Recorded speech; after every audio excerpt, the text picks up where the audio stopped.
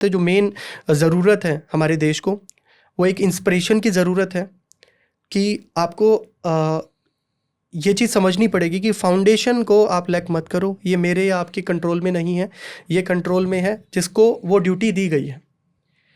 तो एक तो सबसे पहले अगर एजुकेशन नहीं कर सकता तो एज ए पेरेंट्स आप अपने बच्चों को जो ये छोटी छोटी एक्टिविटी आपको लगता है कि जिससे हमारे देश का नाम खराब होता है, जो ईमानदारी है वो सिखाना, किसी के बारे में कोई नेगेटिव कमेंट करना, मतलब बहुत मैं छोटे से लेके छोटे टॉपिक को यहाँ पे बात करूँ क्योंकि मैंने बहुत सारी जो लेडीज़ बिजनेस करती हैं उनसे मैंने बात किया तो दे सेड मी कि भाई मैं क्योंकि इवेंट में आते हैं या जब भी कंसल्टेशन होता है तो वो कहते हैं कि नॉट सेफ, दैट्स ट्रू, कि भाई मैं एक फ़ोन पे किसी से कम्युनिकेट नहीं कर सकती, मैं ट्रैवल नहीं कर सकते। ये देखो कॉमन, ये एज अ फीमेल हर सिटी एक जैसा नहीं है इंडिया में, तो ये डिस्टरबेंस जो है ये एजुकेशन सिस्टम से ही डिस्टरबेंस है। तो सबसे पहले तो हमें हमारी जो फाउंडेशन है उस पर काम करना चाहिए। फाउंडेशन में हमें अपने परिवार से और अपना जो इकोसिस्टम है उसको सुधारना चाहिए ताकि वो एक इंस्पिरेशन बने बाहर की फाउंडेशन में, कि मतलब जो पड़ोसी है वो भी हमारे बच्चों से इकोसिस्टम से सीखे। तो एक तो ये पता नहीं कब होगा, 50 साल बाद या मैं देख पाऊंगा या आप देख पाओगे, आई डोंट नो, ये ट्रैक पता नहीं अलग से मुड़ रहे हैं। हम फिर से स्टार्ट कर लेते हैं। सो आपने एक बताया कि वहाँ पे जैसे हमारे इंडिया में सिर्फ 26 जनवरी को और 15 अगस्त को ही झंडा उठाया जाता है, which is very true.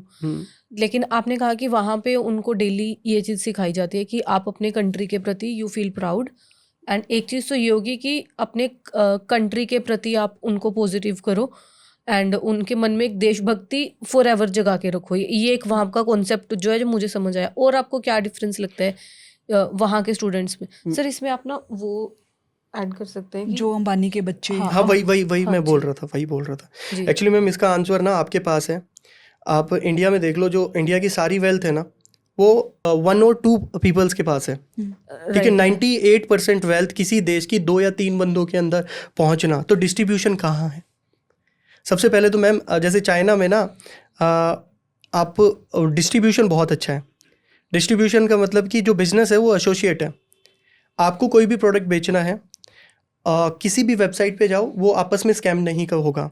China में स्कैम मुझे नहीं पता कि लोगों के साथ स्कैम होते भी होंगे, है ना, पहले होते होंगे। सारी चीज़ें इतनी सिक्योर हैं कि हमारा फिर से मुझे लग रहा है ऑफ हो गया टॉपिक से ना। अगर हम कंपैरिजन करें चाइनीज़ एजुकेशन का और इंडियन एजुकेशन का, तो आपको जो भी पुरानी बिल्डिंग दिखेगी ना, उस पुरानी बिल्डिंग को आप ये समझ जाओ कि वो एजुकेशन सरकारी स्कूल की बिल्डिंग है, है ना। ये किसी को बताने की ज़रूरत नहीं है। 1% एक्सेप्शन होता है, अगर कहीं पे हो रहा है तो वो अच्छी बात है, वो हमारे लिए प्राइड की बात है, उस पर ध्यान दिया जा रहा है। चाइना में ऐसा बिल्कुल नहीं है। चाइना में जो प्राइमरी फोकस है वो एजुकेशन पे किया गया है, बड़ा ही कंस्ट्रक्टिव वे में किया गया है, और हर एक बारीकी को जो बच्चों को सिखानी चाहिए, उनके सभी चीज़ों को चेक पॉइंट्स को कवर करते हुए उनको वो सारी एजुकेशन दी जा रही है इनिशियल। आपने रील्स में देखा होगा एक छोटा सा बच्चा जिसकी एज 7 साल की है, वो सिलाई सुई धागे से काम कर रहा है। उसको प्रॉपर एक ग्लव्स दिए गए हैं और सुई धागे चलाना आ रहा है। सो वो एक स्किल उन पे डेवलप करता है कि इन फ्यूचर जाके उसको क्या डायरेक्शन लेनी है। हम ये चीज़ सीखते हैं एजुकेशन में, इंजीनियर डिग्री में, जब हमें पहले 2 साल सिर्फ ये सारे वर्क, सिविल का, इलेक्ट्रॉनिक्स का, सारी चीज़ें हमें नहीं पता क्या डायरेक्शन है, तो ये डायरेक्शन क्लियर हो जानी चाहिए फर्स्ट पॉइंट पे। तो एजुकेशन, और सेकंड मैं यहाँ पे एक और पॉइंट ऐड करना चाहूँगा कि इंडिया में जो हमें सबसे बड़ा आज के टाइम में स्ट्रगल होता है वो बच्चों को एजुकेशन देने का एक सबसे बड़ा स्ट्रगल है।